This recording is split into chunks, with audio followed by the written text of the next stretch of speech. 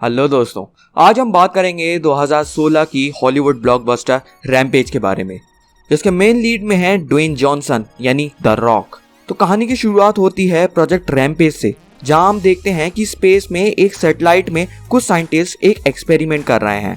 लेकिन तभी इस एक्सपेरिमेंट में कुछ गड़बड़ी हो जाती है और सभी लोग मारे जाते हैं। लेकिन एक साइंटिस्ट अभी भी सैटेलाइट के अंदर ही है और वो अर्थ पर किसी से कम्युनिकेट करने की कोशिश कर रही है ताकि वो अपनी जान बचा सके।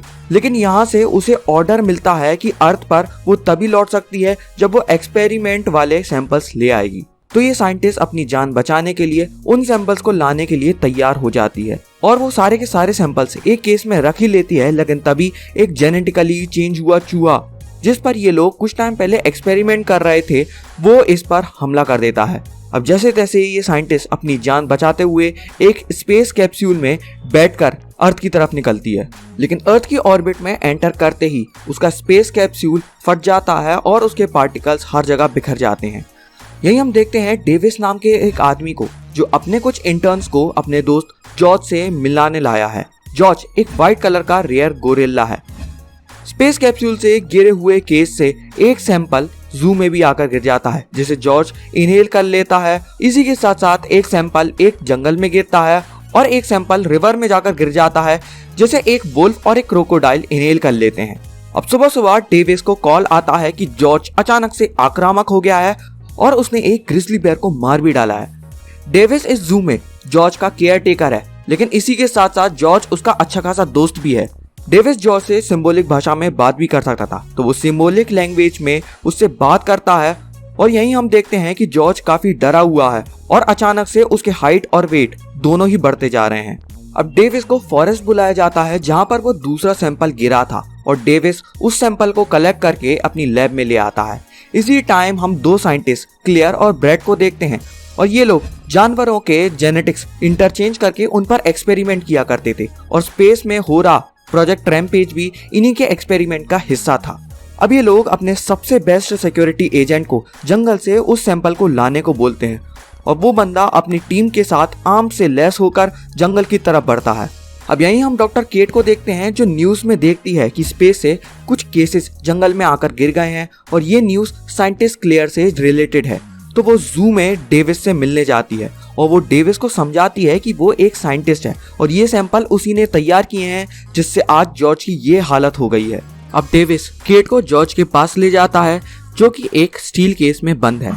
डेविस और केट बात कर ही रहे होते हैं, तभी जॉर्ज बहुत ज्यादा आक्रामक होकर उस केज को तोड़कर वहां से चला जाता है और सभी लोगों को बहुत ज्यादा हार्म पहुंचाता है। जॉर्ज भागते भागते शहर में आ जाता है और यहाँ की पुलिस उसे शूट करने ही वाली होती है, लेकिन तभी वहाँ डेविस आता है और उसको शांत कर देता है। लेकिन तभी वहाँ एक फोर्स हेलीकॉप्टर जॉर्ज को एक डार्ट शूट कर देता है, जिससे जॉर्ज बेहोश हो जाता है। दूसरी तरफ क्लेयर के सिक्योरिटी ऑफिसर्स, जो कि जंगल में उस सैंपल को ढूंढ रहे हैं, वो देखते हैं कि वो सैंपल अब पूरी तरह से तबाह हो चुका है और उसे एक वुल्फ ने इनहेल कर लिया है, और इस वुल्फ ने जंगल में दूसरे वुल्फ को भी मार गिराया है। अब वो डॉक्टर क्लेयर को सारी बातें बताता है और डॉक्टर क्लेयर उसे ऑर्डर देती है कि उसे वो वुल्फ किसी भी हालत में चाहिए, जिससे वो उस वुल्फ का डीएनए निकालकर उसे बेच सके। ये वुल्फ अब बहुत ही बड़ा हो चुका है और जंगल में दूसरे जानवरों को भी हार्म पहुंचा रहा है। अब इन ऑफिसर्स की टीम उस वुल्फ को ढूंढने निकल जाती है और ये वुल्फ इस पूरी टीम पर अचानक से ही हमला कर देता है और पूरी टीम को ही मार गिराता है। और क्लेयर, ब्रेट सैटेलाइट के थ्रू ये सब लाइव देख रहे होते हैं और वो लोग भी अब समझ जाते हैं कि इस बड़े से वुल्फ को काबू कर पाना आसान नहीं होगा। इसी टाइम जॉर्ज के साथ हुए इंसिडेंट के कारण यूएस पुलिस का officer agent Harvey Russell David और केट को अरेस्ट कर लेता है। इसी के साथ साथ वो डेविस और जॉर्ज को प्लेन से ले जाने की तैयारी कर ही रहा होता है कि डेविस उन्हें बताता है कि जॉर्ज को हम लोग प्लेन से नहीं ले जा सकते, क्योंकि ऐसा करके जॉर्ज हम सभी को हार्म पहुंचा सकता है। लेकिन एजेंट हार्वी सबकी बातों को इग्नोर करते हुए डेविस और जॉर्ज को प्लेन से ले जाता है। तो जॉर्ज को तो ये लोग बेहोश करके प्लेन के एक केज में बंद कर देते हैं। वहीं डेविस और केट बैठे रहते हैं और यहीं एजेंट रसल उन लोगों से मिलने आता है और यहाँ से हमें एजेंट रसल के बारे में पता चलता है कि ये OGA यानी अदर गवर्नमेंट एजेंसी के लिए काम करता है और इस एजेंसी का काम है एनिमल्स को एक्सपेरिमेंट से बचाना और अगर ये एक्सपेरिमेंट बिगड़ गए हैं तो उन जानवरों को खत्म करना। यहीं से हमें डेविस के बारे में पता चलता है, जो एक्स आर्मी ऑफिसर रह चुका है और अब एनिमल जू में एज अ केयर टेकर काम करता है। यहीं पर हमें केट के बारे में पता चलता है कि वो 2 साल जेल काट चुकी है क्योंकि वो गवर्नमेंट ऑफिशियल्स की हार्ड डिस्क चुराते हुए पकड़ी गई थी। लेकिन ये सब बातें डेविस और केट को एक दूसरे के बारे में नहीं पता। ये सारी बातें करते करते एजेंट रसल वहां से चला जाता है। अब डेविस केट से बात करता है कि क्या वो जॉर्ज को ठीक कर सकती है या नहीं, लेकिन केट मना कर देती है कि वो ऐसा नहीं कर सकती। यहीं हम लोग ब्रेट और क्लेयर को बात करते हुए देखते हैं कि इन लोगों का प्लान तो अब फेल हो गया है और ब्रेट बोलता है कि अब बहुत ही जल्द FBI वाले आके इन लोगों को पकड़ लेंगे। और तभी वहाँ FBI वालों की रेड पड़ जाती है। लेकिन तभी क्लेयर ब्रेट को बताती है कि उसके पास एक प्लान भी है जिसे इन लोगों के साइंटिस्ट और इंजीनियर्स ने डेवलप किया है। एक्चुअली इन लोगों ने एक रेडियो एक्टिव टावर बनाया है जिसकी वेव से जेनेटिकली चेंज हुए एनिमल्स उसकी तरफ अट्रैक्ट हो जाएंगे। और इतना कहकर वो उस रेडियो एक्टिव टावर को स्टार्ट कर देती है जिससे जॉर्ज और बाकी जेनेटिकली चेंज हुए जानवर एक्टिव हो जाते हैं और जाग जाते हैं। तो जॉर्ज अब यहाँ जाग जाता है और प्लेन में ही तबाही मचाने लगता है जिससे ये प्लेन क्रैश हो जाता है। पर एक पल के लिए तो लगता है कि जॉर्ज भी इसी के साथ मर गया। इसी टाइम डेविस, केट और एजेंट रसल जैसे तैसे करके पैराशूट से प्लेन से बाहर निकल आते हैं। और ये लोग जब प्लेन के मलबे के पास पहुंचते हैं तो देखते हैं कि वहां पर जॉर्ज है ही नहीं। तो यहाँ से ये लोग समझ जाते हैं कि जॉर्ज अभी भी जिंदा है। यहाँ एजेंट रसल अपने लिए हेल्प मंगवाता है और इसी टाइम केट डेविस से पूछती है कि वो आखिर जानवरों से इतना प्यार क्यों करता है। तो डेविस सीधे साधे शब्दों में जवाब देता है कि एनिमल्स ह्यूमन से ज्यादा वफादार होते हैं। इतना कहकर वो उसे जॉर्ज के बारे में बताता है कि जॉर्ज उसे एक बार जंगल में शिकारियों के बीच मिला था जहाँ वो शिकारी उसकी माँ को मार रहे थे और तब डेविस ने जॉर्ज को बचा लिया और अपने साथ ले आया। तो यहाँ केट भी उसे अपने बारे में बताती है कि वो एक बार क्रिस्पर टेक्नोलॉजी पर काम कर रही थी और उसका एक भाई भी था जो कि बहुत ज्यादा बीमार था और उसने क्रिस्पर स्टडी की मदद से DNA मर्ज करके अपने भाई को बचाना चाहा। लेकिन उसके सारे एक्सपेरिमेंट डॉक्टर क्लेयर गलत चीजों के लिए इस्तेमाल कर रही थी। तो उसने अपने एक्सपेरिमेंट को डिस्ट्रॉय करने के लिए अपनी हार्ड डिस्क चुरानी चाहिए और उसी टाइम वो अरेस्ट हो जाती है और उसका भाई भी उसके बाद मर जाता है। अब यहीं पर आर्मी का एक हेलीकॉप्टर आ जाता है और डेविस और केट को एयरफोर्स बेस पर ले जाता है। और यहाँ पर इन लोगों को मिलते हैं कर्नल ब्लेक जो कि सारे के सारे इंसिडेंट का दोष डेविस पर डाल देते हैं। ये लोग स्क्रीन पर देखते हैं कि जॉर्ज और वुल्फ एक साथ शहर की तरफ आगे बढ़ रहे हैं और इनके साथ साथ एक बड़ा सा क्रोकोडाइल भी रिवर के थ्रू शहर की तरफ आ रहा है। और यही सब देख के ये लोग समझ जाते हैं कि ये चीज कोई कॉन्सिडेंट तो हो नहीं सकती और जरूर कोई ना कोई इन जानवरों को शहर की तरफ बुला रहा है। डॉक्टर केट भी यहाँ बताती हैं कि जिन जानवरों को जेनेटिकली चेंज किया गया है उन्हें रेडियो एक्टिव वेव्स के थ्रू अपने पास बुलाया जा सकता है और अभी कोई ना कोई इन्हीं वेव्स के थ्रू इन लोगों को अपने पास बुला रहा है और सभी जानवर बस इसे फॉलो कर रहे हैं। अब कर्नल इन सभी जानवरों को मारने का ऑर्डर दे देता है लेकिन डेविस उन्हें समझाता है कि इन जानवरों पर गोलियों का कोई असर नहीं होगा। डेविस कर्नल से इस चीज का एंटीडोट लाने के लिए परमिशन मांगता है लेकिन कर्नल उसको इग्नोर करके डेविस को कहीं ना जाने से मना कर देते हैं। लेकिन डेविस वहां से निकल जाता है और वहां के कुछ ऑफिसर्स उसको रोकने की भी कोशिश करते हैं लेकिन वो उन्हें मारकर उनका चॉपर वहां से ले जाता है और इन सब में उसकी मदद करता है एजेंट रसल। अब वुल्फ और जॉर्ज शहर की तरफ बढ़ रहे होते हैं और उनको रोकने के लिए कर्नल ने वहां पर एक आर्मी तैनात कर रही होती है लेकिन ये एनिमल्स एक झटके में ही पूरी की पूरी आर्मी को उड़ा देते हैं। और यहाँ पर कर्नल को भी समझ में आ जाता है कि वो इन जानवरों पर आसानी से कंट्रोल नहीं कर सकता और ये एनिमल्स पूरे शहर में तबाही मचा रहे होते हैं। तो कर्नल इन पर स्पेशल बॉम्ब से अटैक करने का ऑर्डर दे देता है लेकिन डेविस कर्नल को ऐसा करने से मना करता है क्योंकि अभी भी पूरा शहर खाली नहीं हुआ था और इससे सभी लोगों को बहुत ही ज्यादा नुकसान होगा। लेकिन कर्नल डेविस की बातों को इग्नोर करते हुए इन जानवरों पर बॉम्ब गिराने का ऑर्डर दे देता है। अब केट और डेविस चॉपर से शहर में एंट्री करते हैं तो देखते हैं कि इन जानवरों ने पूरे शहर में तबाही मचा रखी है। यहीं पर डेविस जॉर्ज को देखता है और उसे ये देखकर बहुत ही ज्यादा दुख होता है कि उसका प्यारा सा जॉर्ज अब एक मॉन्स्टर बन चुका है। इसी के साथ साथ रिवर से एक बहुत ही बड़ा क्रोकोडाइल निकलता है और इसे देखकर डेविस शॉक हो जाता है। आर्मी अपनी पूरी कोशिश करती है इन तीनों डेडली जानवरों को रोकने की लेकिन ये तीनों चीजों को तबाह करते हुए उस रेडियो एक्टिव फ्रीक्वेंसी की ओर बढ़ते जा रहे हैं।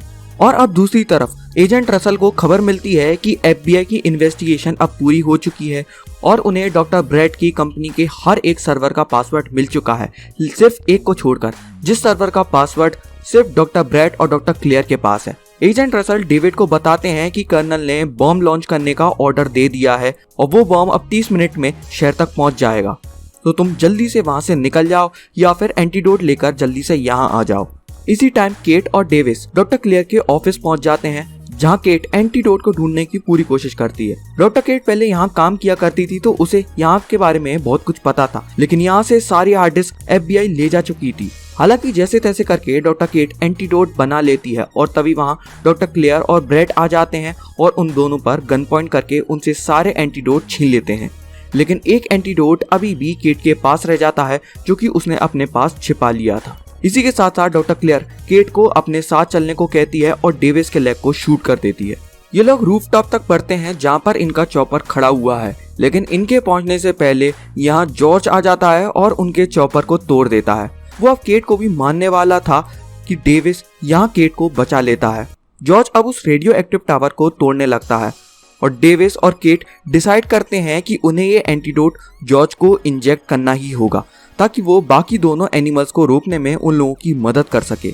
तभी वहाँ डॉक्टर क्लेयर आ जाती है और उन्हें जॉर्ज को रोकने से मना करती है, लेकिन डेविस जॉर्ज को आवाज देकर उसे डिस्ट्रैक्ट कर देता है और इसी टाइम केट डॉक्टर क्लेयर के पर्स में वो एंटीडोट डाल देती है।